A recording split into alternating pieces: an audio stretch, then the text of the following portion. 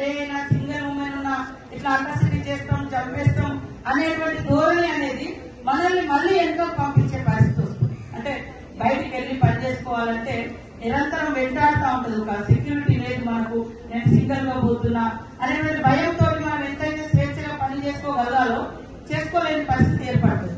So ఖచ్చితంగా మరి అక్కడటువంటి ప్రభుత్వం కూడా మమతా బెనర్జీ గారు నిన్న కొంత స్పందించినట్టు కూడా మా దృష్టికి వచ్చింది. తప్పకుండా మరి మా పార్టీ పరంగా కూడా దేశవ్యాప్తంగా మద్దతుగా పాల్గొంటా ఉన్నారు. ఈ రోజు కూడా మీరు చేస్తున్నటువంటి ఈ యొక్క దీక్షకు సంఘీభావం తెలియజేస్తూ వారి కుటుంబానికి అన్ని రకాలుగా న్యాయం జరగాలని మేము కూడా డిమాండ్ చేస్తా ఉన్నాం.